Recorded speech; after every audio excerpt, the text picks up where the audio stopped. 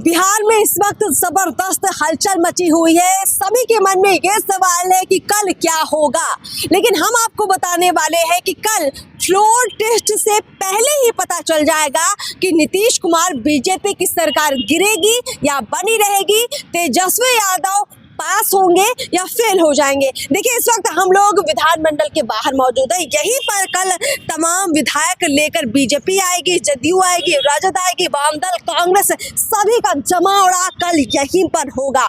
और उससे पहले कैसे पता लग रहा है कि किसकी सरकार बनने जा रही है? देखिए, फ्लोर टेस्ट से पहले सदन में आसन का स्थान महत्वपूर्ण होता है, यानी जो विधानसभा का अध्यक्ष होगा। इस वक्त राजद कोटे के जो विधायक है अवध बिहारी, वो आसन पर विराजमान है, यानी कि विधानसभा के अध्यक्ष है।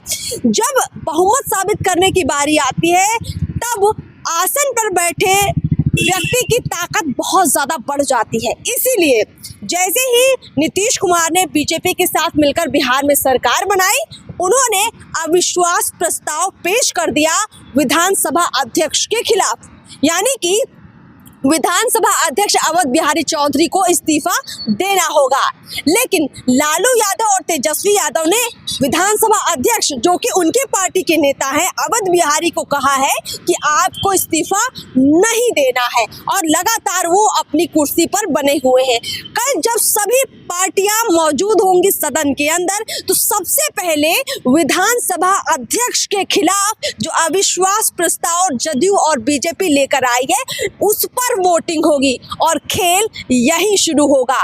अगर अवध बिहारी के खिलाफ अविश्वास प्रस्ताव पास हो जाता है, यानी कि जब ये सदन में बैठे विधायक हाथ उठाकर कह देंगे कि अवध बिहारी जो है सदन में अब विधानसभा अध्यक्ष की भूमिका नहीं निभा सकते हैं, और जदयू, बीजेपी और हम के विधायक मिलकर उनको इस अविश्वास प्रस्ताव के जरिए कुर्सी से हटा देंगे, तब जदयू और बीजेपी में से कोई भी सदन का नया अध्यक्ष बनाया जाएगा।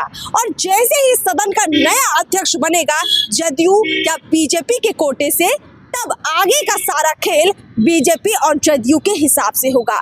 यानी कि अगर तेजस्वी यादव ने बीजेपी और जदयू के कुछ विधायकों को तोड़कर भी अपने पास रखा है, तो विधानसभा अध्यक्ष जो कि बीजेपी के पाले से होगा, जदयू के पाले से होगा, तो वो कभी भी तेजस्वी यादव की तरफ से टूटे हुए विधायकों को मान्यता नहीं देगा।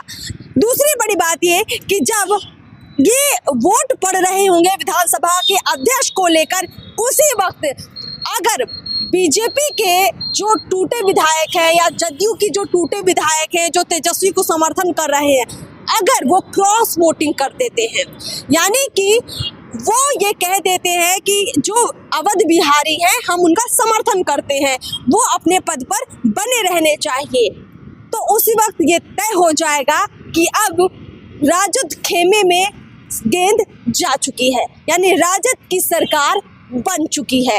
अवध बिहारी कल अगर अपने आसन पर बने रहे, उनको अविश्वास प्रस्ताव से जीत मिल जाती है, अविश्वास प्रस्ताव के जरिए उनको नहीं हटा पाती है अगर बीजेपी और जदयू, तो राजद ये पूरा गेम जीत जाएगी।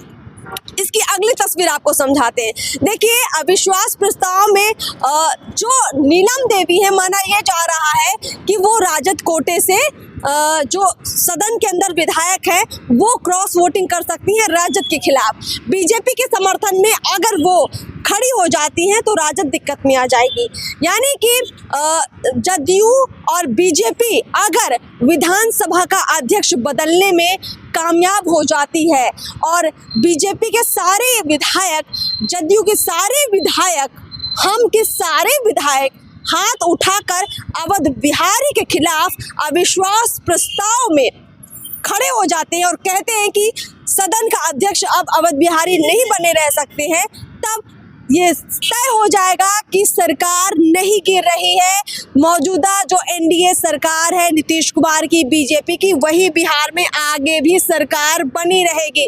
फिर जदयू ने जो भी सेटिंग वेटिंग की होगी उसका कोई मतलब नहीं रह जाएगा, क्योंकि जो विधायक टूटे होंगे जदयू के या बीजेपी के, वो कभी भी विधानसभा अध्यक्ष के खिलाफ वोट नहीं करेंगे। यानी जो भी तोड़ जोड़ तेजस्वी ने कर रखा है वो उसी वक्त साफ दिख जाएगा कि वो विधानसभा के जो अध्यक्ष हैं उनके पक्ष में वोट कर रहे हैं या विपक्ष में। अगर वो अविश्वास प्रस्ताव के यानी हटाने के समर्थन में वोट करते हैं तो पता ये लग जाएगा कि अब तेजस्वी यादव कोई खेला नहीं कर पाएंगे।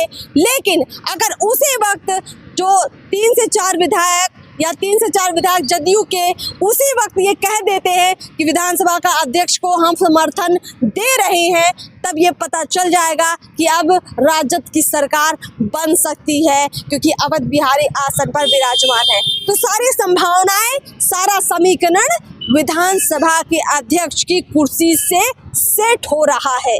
यानी जो अभी तक फ्लोर टेस्ट जैसा शब्द आप लोग सुन रहे थे, काफी लंबे वक्त से बहुमत का आंकड़ा जो सुन रहे थे, ये सारे बहुमत के आंकड़े का गणित विधानसभा के अध्यक्ष के आसन पर टिका हुआ है, उनकी कुर्सी पर टिका हुआ है।